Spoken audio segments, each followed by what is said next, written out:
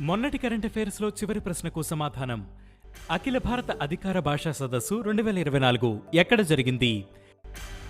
September 14న జాతీయ హిందీ దినోత్సవం సందర్భంగా న్యూఢిల్లీలోని భారత్ మండపంలో అఖిల భారత అధికార భాషా సదస్సు 2024ను నిర్వహించారు.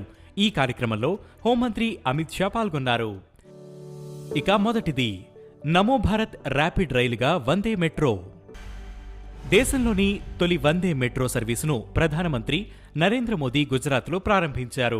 పూర్తిగా స్వదేశీ పరిజ్ఞానంతో తయారైన ఈ వందే మెట్రో పూర్తిగా అన్రిజర్వ్డ్ ఎయిర్ కండిషన్ రైలు. ఒక రైల్లో 12 బోగీలు ఉంటాయి. ఆయా మార్గాల్లో రద్దీ ఆధారంగా వీటిని 16 కోచ్ల వరకు విస్తరించే అవకాశం ఉంటుంది. ఇక ఈ వందే భారత్ మెట్రో రైలును నమో భారత్ ర్యాపిడ్ రైల్గా పిలువనున్నారు. ఇక రెండవది సంవిధాన్ మందిర్ను ప్రారంభించిన ఉపరాష్ట్రపతి జగదీప్ ధన్కడ్ ముంబైలోని ఓ స్కూల్లో సంవిధాన్ మందిర్ను ప్రారంభించారు. మహారాష్ట్ర వ్యాప్తంగా 433 ఐటీఐ కేంద్రాలలో వీటిని ఏర్పాటు చేశారు. Maharashtra skill, employment, entrepreneurship, innovation department ఈ కార్యక్రమాన్ని నిర్వహించింది. భారత రాజ్యాంగం గురించి విద్యార్థులకు అవగాహన కల్పించడానికి వీటిని ఏర్పాటు చేశారు.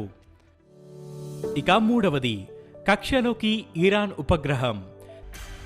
చమ్రాన్-1 అనే ఉపగ్రహాన్ని ఇరాన్ విజయవంతంగా అంతరిక్షంలోకి ప్రయోగించింది.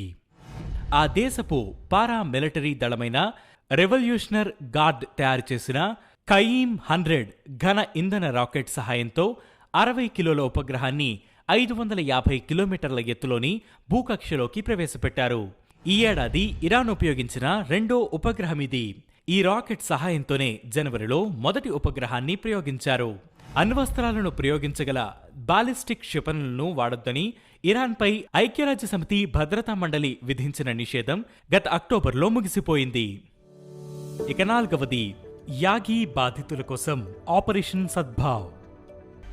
యాగి తుఫాన్ ప్రభావిత దేశాలకు సహాయం అందించడానికి భారత ప్రభుత్వం $10 లక్షల ఆపరేషన్ సద్భావ్ని ప్రారంభించింది.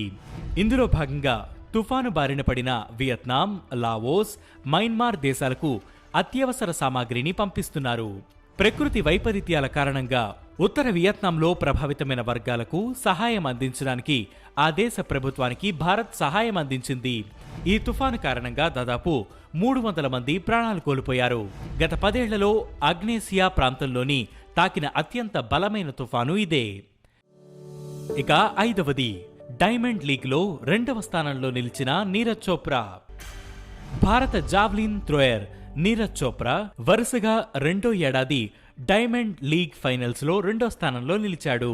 కొద్ది రోజుల క్రితమే పారిస్ ఒలింపిక్స్ లో రజతం సాధించిన నీరజ్ డిఎల్ ఫైనల్స్ లోనూ స్థాయికి తగ్గ ప్రదర్శన చేశాడు. ఎడమచేతి గాయంతో ఫైనల్ బరిలో నిలిచిన నీరజ్ బల్లాన్ని 87.86 మీటర్ల దూరం విసిరాడు.